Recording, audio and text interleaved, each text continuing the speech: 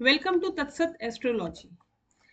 Profession में continue करते हुए जर्नलिज्म।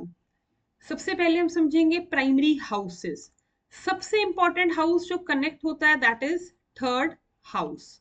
थर्ड हाउस रिप्रेजेंट करता है media, social media, networking, writing, paper, documentation, ये सब कुछ थर्ड हाउस से है। तो जब मीडिया थर्ड हाउस से, तो सबसे प्राइमरी हाउस होता है थर्ड हाउस। उसके बाद आता है next fifth house. Fifth house is कैसे हमने जो भी लिखा है, जो भी हमारे पास कंटेंट है, उसको हम एक्सप्रेस कैसे करते हैं। It is about creativity, how creatively we express what is the content. तो ये एक्सप्रेशन का हाउस है फिफ्थ हाउस। और हम प्रोफेशन की बात करते हैं, तो प्रोफेशन के लिए हमेशा टेंथ हाउस का कनेक्ट होना बहुत ही इंपॉर्टेंट है। अगर हम ये एजुकेशन से कंसर्न करते तो हमें फिफ्थ हाउस एजुकेशन के लिए चाहिए था, लेकिन हम यहाँ पे प्रोफेशन चेक कर रहे हैं कि क्या इससे रिलेटेड जॉब मिल रही है, इससे रिलेटेड काम कर रहे हैं। ये हमारे प्राइमरी हाउसेस है। अगर हम सेकेंडरी हाउसेस की तरफ जाते हैं, तो सेकेंडरी हाउसेस में हमने देखा कि जो जर्नलिज्म है ये एक सर्विस बेस्ड है। यहाँ पे कनेक्शन आपको मिलेगा सिक्स्थ हाउस का, क्योंकि ये जॉब ओरिएंटेड प्रोफेशन है। जो आप पढ़ाई करेंगे उससे रिलेटेड आप जॉब में जाएंगे। और अगर फ्रीलांसिंग में जाते हैं तो आपको कनेक्शन मिलेगा इलेवेंथ हाउस का। अगर आप फ्रीलांसिंग में जा रहे हैं तो इलेवेंथ हाउस, पर मेनली ये सर्विस ओरिएंटेड है तो सिक्स्थ हाउस ज्यादा इंपॉर्टेंट रोल प्ले करता है एज पर क्या आप करते हैं। और ये अगर कम्युनिकेशन का हाउस है तो स्पीच के लिए सेकंड हाउस। जो हम शब्द यूज करेंगे बोलने के लिए वो हम कहाँ से देखेंगे, सेकंड हाउस से। Seventh house is your public relation. Seventh house public relation का होता है, पब्लिक डीलिंग का होता है। तो जब आप बात कर रहे हैं, आप कैमरे पे हैं, या बहुत सारे अलग अलग जर्नलिज्म में बहुत सारी अलग अलग फील्ड्स है, उसमें जो प्लेनेट या जो हाउस प्रोमिनेंट होगा उससे रिलेटेड फील्ड में नेटिव डाइवर्ट हो जाता है। तो ये हमने समझे हाउसेस। अब हम समझेंगे प्लैनेट्स। सबसे इंपॉर्टेंट प्लैनेट कौन सा होगा, मरकरी, क्योंकि this profession is based on communication. पूरा का पूरा कम्युनिकेशन बेस्ड प्रोफेशन है। कम्युनिकेशन, राइटिंग, इंटेलिजेंस, ये सब इसमें यूज होता है। मार्स, मार्स रिप्रेजेंट करता है एक एनर्जी। फील्ड में जाना है, फील्ड में जाके काम करना है, एक्शन है, सारी चीजें हैं, तो उसके लिए मार्स इज वेरी इंपॉर्टेंट। उसके बाद जब जो भी कंटेंट है, जो भी लिख रहे हैं, उसकी एडिटिंग के लिए हमें चाहिए जुपिटर। जुपिटर रिप्रेजेंट करता है एडिटिंग को। जो भी एक और एक एथिक्स, इस प्रोफेशन में एथिक्स चाहिए, तो एथिक्स कहाँ से आते हैं, जुपिटर से। तो ये हमारे को मिले कुछ हाउसेस और बेसिक प्लैनेट्स। अगर इनके कॉम्बिनेशंस हम जोड़ते हैं एक हॉरोस्कोप में देख के, इसके अलावा अगर हम राहु को ले लें, तो आजकल तो डिजिटल है, सब कुछ डिजिटल हो रहा है, तो ये डिजिटल जर्नलिज्म को रिप्रेजेंट करता है, ये यहाँ पे करता है। वहीं पे अगर मरकरी के साथ मून का कॉम्बिनेशन आ जाए, हम इस पर्टिकुलर प्रोफेशन को कंसिडर कर रहे हैं और इसके अंदर कॉम्बिनेशन के लिए बात करते हैं, क्योंकि यहाँ का सबसे प्राइम प्लैनेट क्या आ रहा है, मरकरी। मरकरी राहु के साथ जाता है तो आप डिजिटल की लाइन में जाते हैं। मून के साथ जाता है तो जहाँ पे इमोशनल इंटेलिजेंस चाहिए, वहां पे इंक्लिनेशन आ जाता है।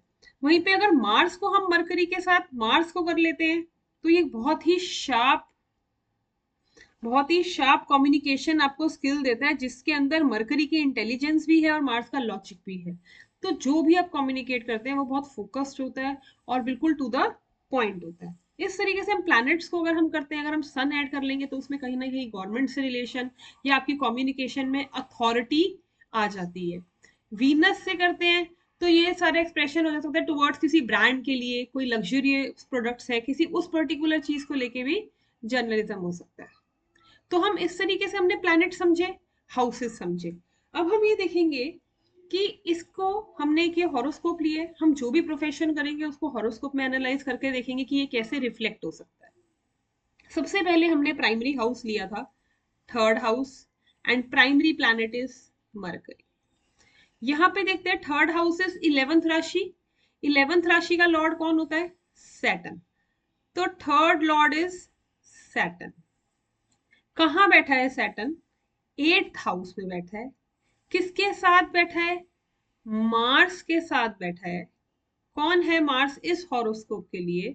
इस हॉरोस्कोप में Mars is 5th Lord and 12th Lord. Mars is 5th Lord and 12th Lord. तो अगर हम यहाँ पे देखें Saturn is 3rd Lord plus 5th Lord, तो हमें 3 और 5 का कनेक्शन मिल गया जो हमें चाहिए था, क्योंकि ये राइटिंग है, ये एक्सप्रेस और यहाँ से इसको एक्सप्रेशन मिल रहा है। अब हमें चाहिए mercury. Mercury is already here, mercury यहाँ पे बैठा है। मरकरी है कौन इस हॉरोस्कोप में? इसमें mercury is your 10th Lord and 7th Lord. 10th Lord का कनेक्शन बन गया 5th हाउस से, 10th लॉर्ड चला गया 5th हाउस में। तो हमें जो मेन कॉम्बिनेशन चाहिए था 3, 5, 10 वो हमें यहाँ पे मिल जाता है। ये हम बर्थ चार्ट की बात कर रहे हैं। जब हम D9 में देखेंगे तो D9 में भी हम इन्हीं पैरामीटर्स पे एनालाइज करते हैं, ये चीज रिकन्फर्म होती है, तो ये प्रोफेशन बहुत स्ट्रांगली रिफ्लेक्ट होता है। बट यहाँ पे हम इस प्रोफेशन को देख सकते हैं। यहाँ पे हमें राहु केतु एक्सेस मिलता है, तो डिजिटल भी हम इसमें कंसिडर कर सकते हैं। मरकरी के साथ सन आता है, sun is your 9th lord and sun is authority, तो कम्युनिकेशन में अथॉरिटी है। Rahu out of the box thinking देता है, क्रिएटिविटी के हाउस में है, तो बहुत क्रिएटिवली अपनी चीज को रिप्रेजेंट करना, ये अपने आप में एक बहुत अच्छा कॉम्बिनेशन है। और देखेंगे तो सन यहाँ पे एक्सॉल्ट भी हो रहा है, तो हो सकता है किसी गवर्नमेंट से रिलेटेड चीजें हो सकती है, या फिर बहुत स्ट्रॉन्ग अथॉरिटेटिव पोजीशन मिल सकती है जहां पे आप एक अच्छी पोजीशन पे काम करें। हम यहाँ से सैटर्न को देखते हैं। सैटर्न 8th हाउस से बैठ के अपना 7th एस्पेक्ट देता है अपने 2nd हाउस, यह सैटर्न का ही हाउस है। तो 2nd हाउस इज ऑफ, हमने देखा था सेकेंडरी हाउसेस में, this is house of speech, तो हाउस ऑफ स्पीच भी बहुत स्ट्रांग हो रहा है। कौन कर रहा है इसको स्ट्रांग? सैटर्न। सैटर्न के क्या मेन कैरेक्टरिस्टिक्स होते हैं? Saturn is very strongly discipline.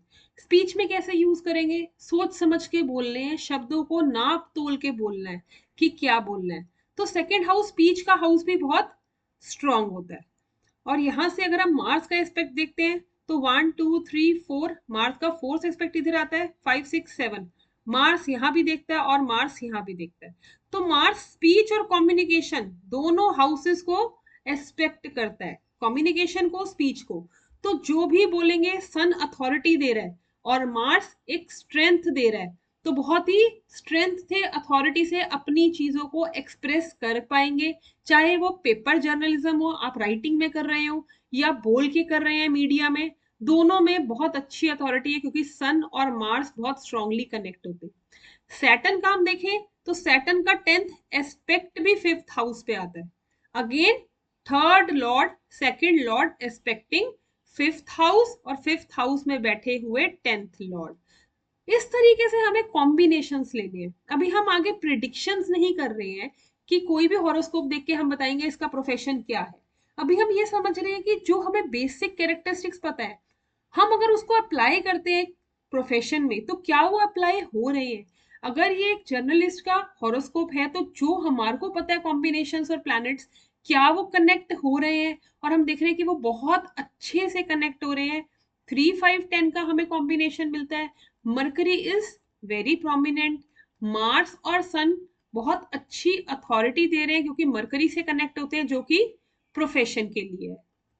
इस तरीके से हम एक एक हॉरोस्कोप को एक एक प्रोफेशन के साथ एनालाइज करेंगे और हम देखेंगे हर हॉरोस्कोप में जैसे ही प्रोफेशन चेंज होता है, प्लैनेट्स और हाउसेस के कॉम्बिनेशंस ऑटोमेटिकली चेंज हो जाते हैं। Thank you.